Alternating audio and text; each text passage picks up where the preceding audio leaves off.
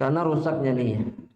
Dan semoga Allah menjaga kita semuanya dari fasadun niyah, dari rusaknya niat di dalam dada ini, sehingga amal kebaikan kita sekecil apapun itu bisa diterima oleh Allah Subhanahu wa taala dan bisa menjadi pemberat timbangan amal soleh kelak pada hari kiamat. Amin. Dan insyaallah di perjumpaan kita di malam hari ini kita memasuki dosa besar yang ke-42, dan ini sebetulnya sudah masuk beberapa dalil atau kepada beberapa dalil, khususnya firman Allah Subhanahu wa taala yang pertama kali disebutkan oleh Al-Imam Az-Zahabi, itu yang difirmankan oleh Allah dalam surah An-Nisa ayat yang ke-34,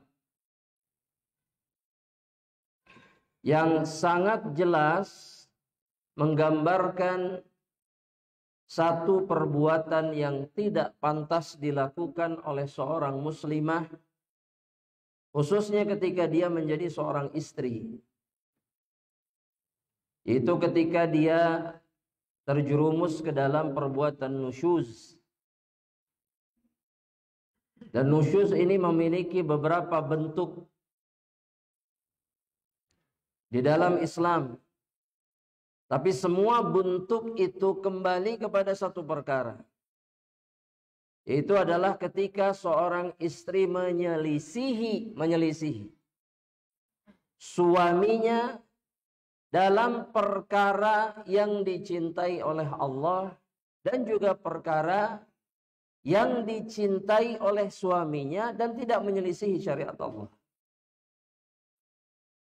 Maka semua bentuk penyelisihan dalam perkara-perkara seperti ini maka dihukumi sebagai nusyuz ketika dilakukan oleh seorang istri. Sebagian saudari kita, begitu juga sebagian laki-laki berpikir bahwa seorang wanita itu baru masuk ke dalam kategori nusyuz ketika dia misalkan membentak suaminya, atau bersuara lebih tinggi dari suaminya, atau kemudian melakukan kekerasan kepada suaminya. Tidak. Di saat dia menyelisihi suaminya dalam perkara yang dicintai sama Allah, ataupun dicintai oleh suaminya dan tidak menyelisih syariat, itu sudah dihukumi nusyuz. Meskipun nggak ada bentak-bentakan, meskipun nggak ada pelotot-pelototan, atau tidak ada kata-kata kasar yang keluar dari mulutnya kepada suami, itu sudah dihukumi nusyuz. Dan banyak saudari kita yang gagal dalam perkara yang satu ini, yang gagal faham. Gak paham apa itu nusyuz. Sehingga bisa jadi dia setiap hari sebetulnya nusyuz kepada suaminya. Setiap hari. Sepanjang hidupnya menjadi seorang istri. Ini tidak sedang mengadili seorang perempuan ya, atau seorang istri, enggak. Meluruskan istrinya. Dia enggak melakukan kewajibannya sebagai suami. Makanya punya istri durhaka dipelihara, mohon maaf, kalimatnya mungkin keliru, dijaga. Jadi istri berdosa besar setiap hari itu justru dijaga sama dia. Maka suami istri yang seperti ini keduanya celaka. Ana mau tanya sama bapak-bapak, kenapa perempuan bisa nusyuz? Wah, bapak-bapak mempersiapkan banyak jawaban. Kesempatan ya. Perempuan nusyuz ini begini. Enggak. Penyebab utamanya rata-rata adalah karena suami tidak melakukan tugasnya sebagai suami. Karena penguasanya di rumah itu suami, bukan istri. Dan seorang pemimpin tugasnya apa? Meluruskan yang keliru dari yang dipimpinnya dengan cara yang terbaik. Tugas siapa itu? Suami. Rakyatnya macam-macam, tapi pemimpinnya diam. Yang salah siapa? Pemimpinnya yang salah. Betul Bapak-bapak? Betul. Makanya nanti akan banyak pengadilan antara suami dan istri kelak pada hari kiamat. Maksudnya tuntut-tuntutan. Dan Allah sudah mengisyaratkan itu dalam kitab Allah. Dalam ayat yang sering kita baca. Yauma yafirrul mar'u min akhi wa ummihi wa sahibatihi. Hari di mana seorang laki-laki, seorang hamba Allah akan lari dari teman perempuannya. Maksudnya dari istrinya. Dan juga anak-anaknya. Kenapa? Karena takut dituntut. Jadi laki-laki yang kayak gini celaka dua kali. Di dunia dia sengsara dengan keburukan istrinya. Di akhirat justru dia yang dituntut sama istrinya. Karena dia nggak pernah meluruskan tulang yang bengkok itu. Terus dipelihara bengkok. Bahkan dibuat tambah bengkok. Kalau sudah ada masalah, ngadu sama orang lain. Salah sendiri.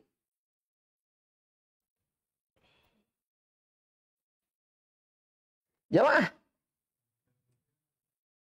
Apa bedanya laki-laki zaman dulu sama zaman sekarang? Apa bedanya? Apa bedanya jemaah? Kalau zaman dulu tuh laki-laki betul-betul laki-laki. Dia menunaikan tugasnya sebagai laki-laki. Sekarang enggak. Sekarang cuma teori.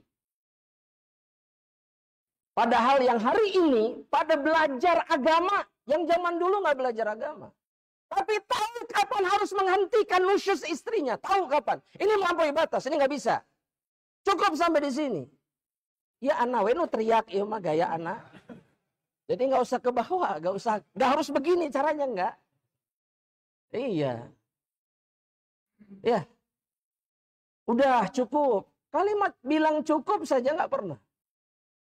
Cuman ngelus dada saja, ayo ngelus dada. Astagfirullah. Kamu tekan ngaji atau tugas antum yang menghentikan keburukannya.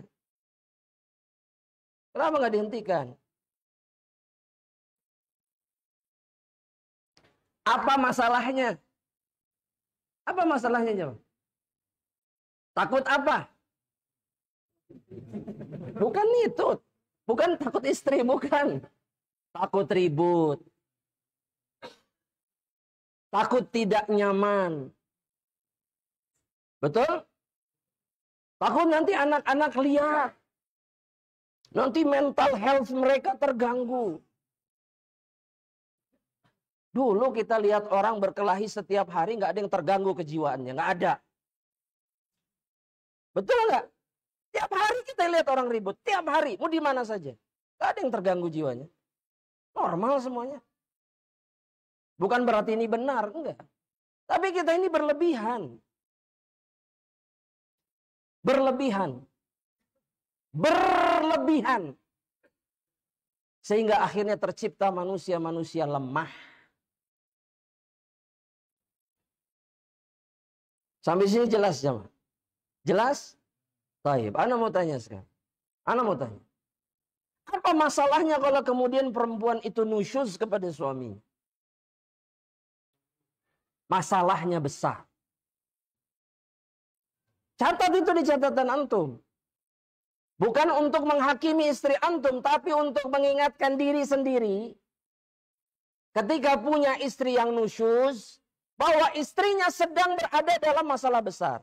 Kalau nggak diselamatkan, celaka dia dan antum sekalian. Karena banyak laki-laki itu nggak nganggap nusyusnya istri itu sebagai perkara yang besar. Dianggap sepele. Padahal serius. Bisa menghancurkan dunia dan akhiratnya.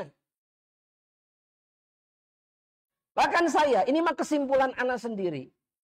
Banyak perempuan yang sengsara itu di dunia ini, bisa jadi itu karena nusyuznya mereka kepada suami-suami mereka. Bukan suaminya yang gak becus cari duit, bukan. Tapi mereka tidak pernah berbuat baik sebaik mungkin kepada suami. Makanya hidupnya dipersulit sama Allah. Tapi selalu yang disalahkan siapa? Pasti. Di mana bisa ada keberkahan ketika seorang istri menyakiti terus perasaan suaminya? Gak mungkin. Bagaimana mungkin dia bisa berbahagia ketika hati suaminya selalu terluka? Gak bisa. Suami itu memendam rasa sakit hatinya. Catat itu. Catat sama ibu-ibu atau akhwat atau muslimah siapapun. Catat. Laki-laki itu nyimpen. Dan semakin lama akan semakin berbahaya. Itu laki-laki. Kemungkinan bahayanya bisa jadi dia mati gara-gara rasa sakit hatinya. Bisa jadi dia berbuat zalim melampaui batas kepada istri. Antara itu pilihannya. Tapi itu nggak difahami oleh kebanyakan wanita.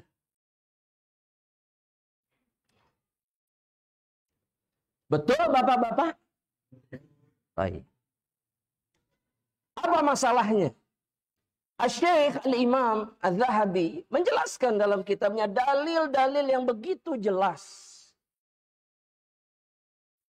Yang kalau nggak membuat saudari-saudari kita khawatir. Dan anak tidak sedang menyudutkan saudari-saudari muslimah. Dan nggak membuat para lelaki, para suami sadar bahwa mereka punya tugas berat, keterlaluan. Karena banyak istri yang nusyus itu gara-gara suami mereka sendiri. Gara-gara para lelaki yang tidak menunaikan kewajiban. Ya, salah dibiarin. Bangkang dibiarin. Dengan alasan, dengan dalil kadang-kadang. Karena Nabi Muhammad SAW bersabda, Istausu bin nisa'i khaira. Perlakukan para wanita itu dengan penuh kebaikan. Rifqan bil khawarir. Betul, itu betul. Dan di antara bentuk perbuatan baik dan kasih sayang dan kelembutan adalah ketika menyelamatkan istri dari jurang api neraka. Pahami itu wahai para ayah, para bapak, para suami. Karena antum yang akan dituntut nanti di akhirat. Karena bilang di dunia sudah sengsara dengan perbuatan buruknya. Di akhirat antum yang dikejar sama dia. Karena antum yang salah. Kenapa saya dibiarin dulu? Bantah perkataanmu, kenapa dibiarin? Kenapa waktu saya bentak-bentak kamu diam, kenapa?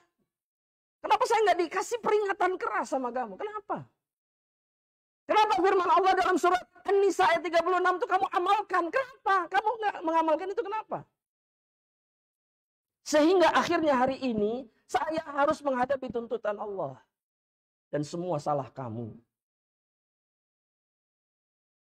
Iya. Bapak-bapak juga banyak yang playing victim. Seakan-akan jadi korban. Sengsara, tersiksa. Ya Allah, menikikir teringnya. Ya Allah, ya Allah. Apa? La haula wa la quwata illa billah. Baik, Anda mau tanya? Sekarang. Anda mau tanya. Ini pertanyaan sederhana. Anda mau tanya. Mana perkara yang paling menyakitkan bagi seorang suami? Ya, yang jika dilakukan oleh istri itu bekasnya sakitnya luar biasa. Perbuatan apa? Tidak menghargai. Anda sempurnakan jawabannya. Tidak bersyukur atas kebaikannya. Itu yang paling menyakitkan.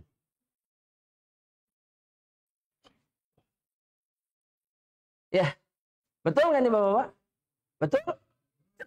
Cek gitu ya. Benar nggak? Bapak-bapak.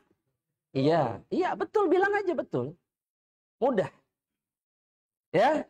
Dan subhanallah, Nabi Muhammad sallallahu alaihi wasallam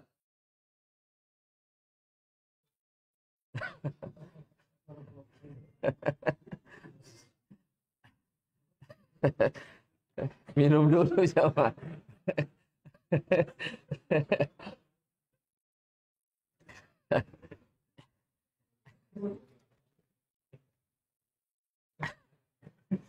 Subhanallah, sikap yang satu itu adalah perkara yang paling banyak memasukkan perempuan ke dalam neraka Allah Subhanahu wa taala.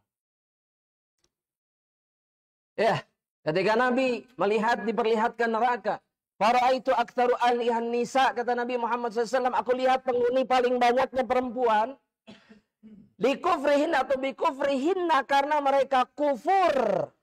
Ditanya, kufrihinna billah, kata para sahabat, ya Rasulullah SAW, apakah karena mereka kufur kepada Allah? Enggak, kata Nabi, enggak. Yakfurnal ashir.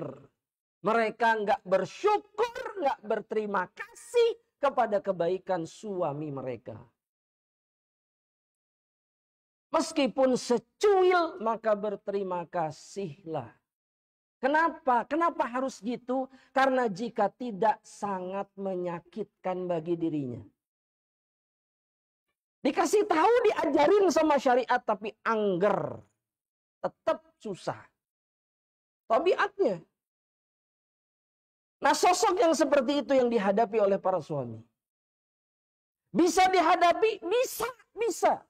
Asal Anda menjadi seorang mukmin yang menjalankan kewajiban. Bisa. Karena Allah jadikan mereka itu sebagai penenang, sebagai libas, sebagai teman hidup. Karena memang bisa hidup bareng dan mendatangkan kebahagiaan. Tapi kalau suami menjalankan tugasnya. Itu yang penting. Nah, ketika mereka kemudian melakukan sesuatu saja yang menyakitkan perasaan suaminya, contoh seperti tadi yang banyak terjadi, tidak berterima kasih kepada kebaikannya, itu ancamannya saja dari Nabi sudah neraka. Bukan main-main.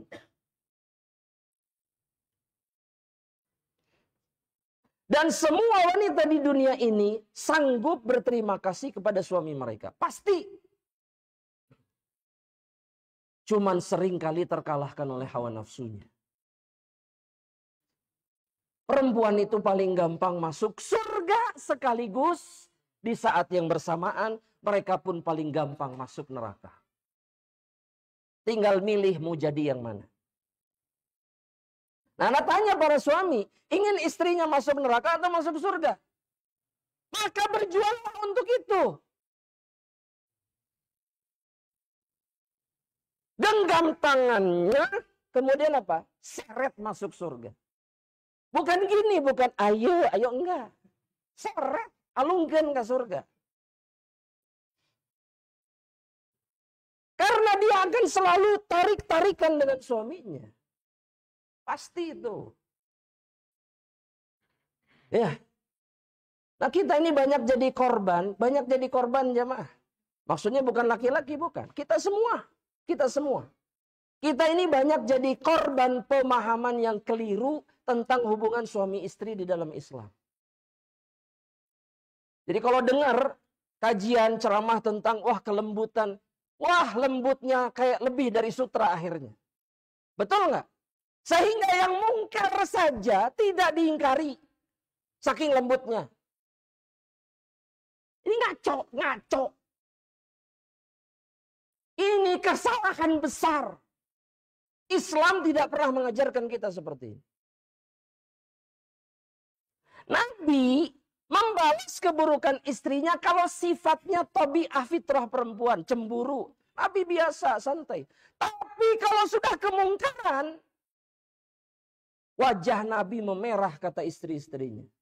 Dan di saat itu kami tahu bahwa beliau sedang marah besar. Ini enggak. Jelas-jelas mungkar masih zaujati, habibati.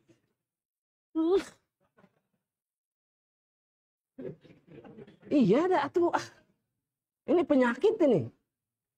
Bukan pengalaman. Cuman antum tidak tahu apa yang ana dengar dan apa yang ana lihat dari sekeliling antum ini, sekeliling kaum muslimin ini. Antum nggak tahu betapa kenyangnya ana dengar semua masalah. Dan semua itu gara-gara laki-laki yang nggak berfungsi sebagai laki-laki. Jujur. Coba kalau mereka melakukan tugasnya, selesai masalahnya. Iya. Sampai ada perempuan yang menyebutkan aib suaminya dari A sampai Z. Kenapa? Karena suaminya nggak berguna. Bahasanya begitu. Antum bayangkan coba, istri bisa mengatakan suaminya nggak ada gunanya. Kok bisa terjadi? Padahal menikah sudah 10 tahun. La haula wala quwwata. Itu 10 tahun ngapain? Suaminya habar her nggak tahu apa-apa. Sedang diobrak-abrik kehormatannya oleh istrinya sendiri. La haula wala quwwata illa billah. Mengerikan jemaah ketika laki-laki tidak menunaikan tugasnya sebagai laki-laki. Tunaikan kewajibannya supaya istrinya selamat. Antum juga selamat. Karena kalau dia tidak selamat, antum bisa keseret tidak selamat. Itu yang gak disadari kebanyakan laki-laki. Cuman bisanya gini ngangkat tangan, ya Allah, hukum istri saya, ya Allah, berikan peringatan keras. Padahal salah sorangan. Ya Allah Maha tahu semua yang terjadi gara-gara kekeliruanmu sendiri. Terus mau melaknat istrinya. Iya, harus adil, harus adil. Ada sebagian laki-laki yang menghukumi istrinya seakan dia makhluk yang paling buruk. Sebaliknya, ada juga istri-istri yang menghukumi suami seakan dia laki-laki yang paling buruk yang ada di dunia ini. Pertengahan, gak ada yang paling buruk di dunia. Semua punya keburukan dan punya kebaikan. Betul? Yang adil. Jangan berlebihan. Al-Imam Az-Zahabi mengatakan seperti ini. Mengutip hadis Rasulullah SAW. Perhatikan. Dalam hadis yang diriwayatkan Imam Bukhari Muslim. Muttafaqun alaih. Kata Nabi Muhammad SAW. Idza da'a ar-rajulu imra'atahu ila firashihi. Ini diantara bentuk nusyuz. Kalau seorang laki-laki memanggil istrinya ke tempat pembaringannya atau ke tempat tidurnya. Falam ta'ti, dan kemudian sang istri tidak datang. Perhatikan ya. Tidak datang. Dipanggil tidak datang. Padahal sama sekali tidak ada yang menghalangi dirinya. Ana mau tanya. Di rumah, apa sih yang menghalangi suami istri itu? Gak ada. Ada yang bilang anak. Anak kan pasti tidur. Gak ada anak 24 jam ngejogrok ngelakuin bapak induknya, kan gak ada. Gak ada anak yang seperti itu. Sampai hari kiamat gak ada. Betul? Ada momen di mana anak itu pasti berhenti dari aktivitasnya. Atau kalau dia punya kegiatan, pasti berhenti dari kegiatannya. Yang harus dipahami oleh seorang istri, kegiatan apapun yang dia lakukan di dalam rumahnya, ketika suaminya memanggil dirinya, maka kewajiban dia adalah meninggalkan.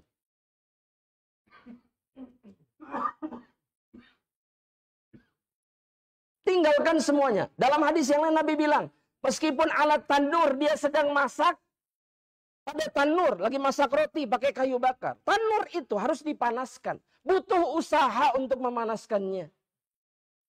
Dan masaknya harus dijagain. Kalau enggak gosong, kalau enggak jatuh ke api si rotinya atau makanannya itu. Nah kata Nabi, meskipun dalam keadaan seperti itu udah capek, udah bau, asap dan seterusnya. Kalau dipanggil sama suami, tinggalkan tanur yang sedang menyala itu. Atau sudah ready pakai kendaraan, sudah pakai pakaian, udah naik unta, naik kuda, segala macam. Mungkin karena satu keperluan. Kalau sekarang naik motor, naik mobil, dipanggil suaminya turun. Tinggalkan kendaraannya. Tapi ini nggak paham-paham. Banyak perempuan yang nggak paham-paham. Padahal konsekuensi dan resikonya, kata Nabi dalam hadis ini, falam ta'ti fabata ghadbana 'alaiha. Kemudian si suami nggak terima, kesel. Ya, dan saya bantu menyuarakan suara hati para lelaki. Ya, kalau istri dipanggil nggak datang itu pasti kesel. Udah, benar? Ya sudah. Tersuarakan ya.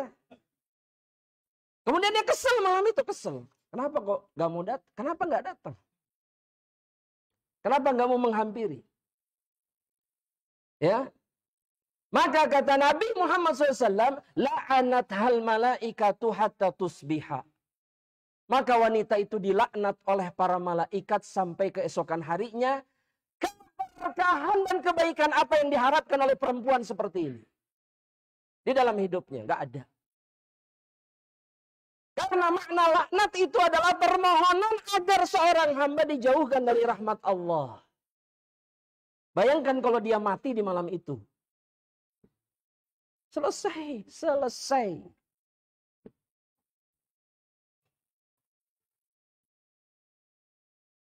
Ya. Dan suami itu makhluk Allah yang punya akal dan punya perasaan. Gak mungkin dia panggil istrinya dalam keadaan istrinya sedang kesulitan. Betul gak ini bapak-bapak? Iya, tahu kok. Dinikahi, disayang, dinafkahi itu karena sayang. Kalau lihat istrinya kepayahan, dia nggak tega. Ya lelaki kayak kudu ngerti. Ngerti, lelaki itu ngerti. Saya bantu suarakan bapak-bapak. Ngerti kok, ngerti. Karena ketika dia bisa bertahan dengan seorang wanita, berarti dia sayang dengan diri. Iyalah. Apalagi di zaman fitnah seperti ini, seorang laki-laki mudah meninggalkan perempuan. Iya. Paham maksudnya? Iya. Justru dia bertahan karena masih punya kasih sayang. Maka balas kasih sayang itu dengan apa? Hanya dengan sekedar iya saja, dipanggil iya datang, itu sudah cukup. Padahal mah teh hese. Tapi justru disitulah letak ujiannya. Wah, kalau sudah pegang HP, kalau sudah pegang ini dan itu, betul nggak dipanggil teh? Hah, hah. Sampai kapan? Haho. Iya, betul? Iya. Padahal panggilan suami itu adalah panggilan apa? Yang wajib langsung dijawab. Sebagaimana kalau anak dipanggil orang tuanya wajib jawab nggak? Maka kalau istri itu yang wajib menjawab panggilan suami. Sewajib itu. Ya, tinggal datangi tanya ada kebutuhan apa. Ini dan itu sudah lakukan apa yang dia inginkan. Jika tidak, maka para malaikat siap melaknat wanita yang seperti ini. Dan ini dikuatkan dengan lafaz berikutnya. Idza batatil mar'atu hajiratan firasya zawjiha la'anathal malaikah. Apabila seorang istri tidur di malam hari dengan memisahkan diri dari kasur suaminya. Jadi dia nggak mau tidur bareng suaminya. Ngambek kek, mungkin ini kek, itu kek, segala macam alasan yang dibuat-buat. Atau mungkin ada alasannya tapi nggak pantas untuk membuat dirinya meninggalkan suaminya. Tapi dia tetap memilih itu. Saya tidur sama anak-anak, misalkan. Atau saya tidur di kamar yang lain. Atau suaminya yang diusir, kamu tidur di luar. Misalkan, misal ini contoh. Maka apa yang terjadi? Apa yang terjadi? La'anat hal malaikah. Para malaikat akan melaknat dirinya. Jadi kalau kesel sama suami, itu jangan kemudian diikuti terus. Misalkan satu hari kesel sama suami, maka di malam itu harus selesai. Itu sunnah Rasulullah SAW. Perempuan penghuni surga itu kata Nabi Muhammad SAW. Ya, dalam satu riwayat itu disebutkan, yang kalau dia marah, atau suaminya marah kepadanya, atau dia disakiti, misalkan. Ya, merasa tersakiti dan seterusnya. Tapi di malam hari sebelum tidur, dia akan mengatakan kepada suaminya, lam aghmid bi ghamdin hatta tardo. Saya nggak akan memejamkan mata saya ini malam ini sampai engkau ridho dulu kepada diri.